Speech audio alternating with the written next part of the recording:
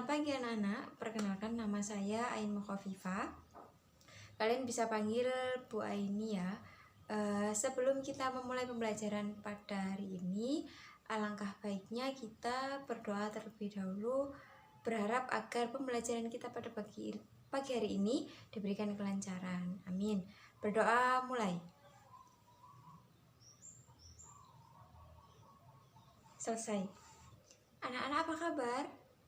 Coba dilihat di samping kanan dan kirinya, dicek dulu apakah temannya sudah lengkap apa belum. Dicek dulu ya.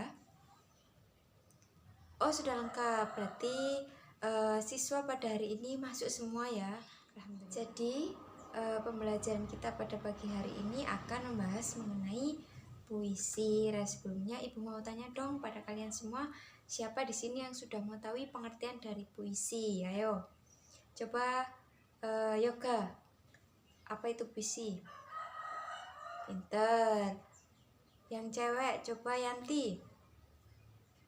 Bagus. Jadi dari yang dijelaskan teman-teman itu, puisi adalah salah satu karya sastra yang dibuat dengan kata atau kalimat yang indah dan penuh makna. Tujuan kita mempelajari puisi itu apa sih? Jadi tujuan kita untuk mempelajari puisi adalah agar kita dapat memahami dan memanfaatkan karya sastra untuk dapat mengembangkan kepribadian, meningkatkan wawasan, serta meningkatkan kemampuan dan pengetahuan kita dalam berbahasa. Baik, itu tadi tujuan kita dalam mempelajari puisi. Jadi di sini Ibu akan menjelaskan langkah-langkah untuk menyusun puisi. Jadi ada 4 ya, ada 4 langkah. Yang pertama, tentukan tema dan judul puisi. Tema itu bisa soal alam, bisa tentang percintaan dan sebagainya. Dan judul tersebut harus berkaitan dengan isi dari puisi tersebut. Langkah yang kedua adalah menyusun rima dan diksi yang tepat. Jadi rima itu adalah pengulangan kata. Jadi untuk dapat menyusun puisi yang baik dan benar, kita harus memilih kata demi kata untuk dijadikan sebuah puisi yang indah. Kemudian yang ketiga adalah menyusun bait. Bait ini bisa 2 bait, 4 bait, 6 bait, dan sebagainya.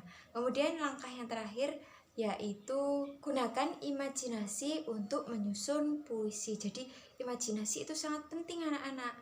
Gunanya untuk apa? Ketika kita berimajinasi, kita dapat merangkai kata-kata tersebut agar menjadi puisi yang indah. Seperti itu langkah-langkah cara menyusun puisi yang baik dan benar. Baik, untuk selanjutnya Ibu akan menjelaskan mengenai hal-hal yang perlu diperhatikan saat membacakan puisi. Jadi ada 6 hal-hal yang perlu diperhatikan anak-anak. Yang pertama ada intonasi yang digunakan harus tepat. Jadi intonasi ini adalah tinggi rendahnya suara. Jadi saat kita membacakan puisi, kita harus memperhatikan intonasi kita dalam saat membacakan puisi. Kemudian yang kedua ada mimik. Kita harus memperhatikan mimik. Mimik itu apa sih? Mimik itu adalah ekspresi wajah. Jadi kita harus memperhatikan saat kita membacakan puisi, misalnya puisi yang sedih ya. Jadi ekspresi wajah kita harus sedih, jangan malah bahagia. Justru salah. Jadi kita harus memperhatikan mimik atau ekspresi wajah kita saat membacakan puisi. Kemudian yang ketiga ada gestur tubuh. Jadi saat kita membacakan puisi, gak mungkin toh kita diam saja saat membacakan puisi. Jadi kita harus memperhatikan gerak-gerik saat membacakan puisi.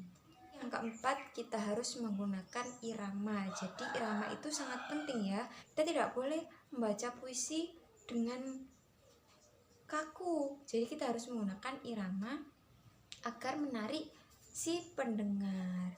Kemudian yang kelima ada jeda harus tepat. Jadi saat kita membacakan puisi waktunya berhenti, ya kita harus berhenti, jangan kok dibaca terus, jangan. Jadi kita harus memperhatikan jedanya, harus tepat ya. Kemudian yang terakhir ada penekanan saat membacakan puisi. Jadi ketika puisi itu bertemakan merdeka, jadi kita tidak boleh harus membaca merdeka gitu, nggak boleh. Jadi kita harus ada penekanan saat membacakan puisi tersebut, seperti contohnya merdeka, jadi kita harus dengan teriak, dengan adanya penekanan tersebut, jadi puisi tersebut dapat dinikmati oleh pendengar, seperti itu. Jadi intinya jangan monoton ya. Baik anak-anak, itu tadi materi yang dapat Ibu sampaikan. Apakah ada yang kurang jelas? Bisa ditanyakan. Oh, sudah jelas, alhamdulillah. Jadi materi hari ini dapat difahami dengan jelas ya. Jadi itu saja yang dapat Ibu sampaikan.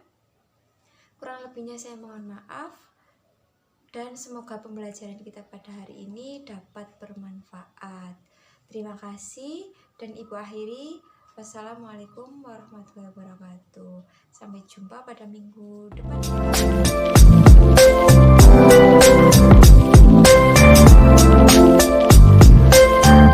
Assalamualaikum warahmatullahi wabarakatuh. Saya Nur Komaria Tenasari. Saya dari PBSI Sore semester 6.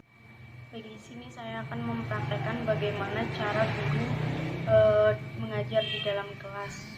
Nah, di sini materi yang akan saya bawakan menyambung dari materi sebelumnya oleh Ibu Aini Mukofifah, dan di sini saya akan menjelaskan apa itu jenis-jenis puisi.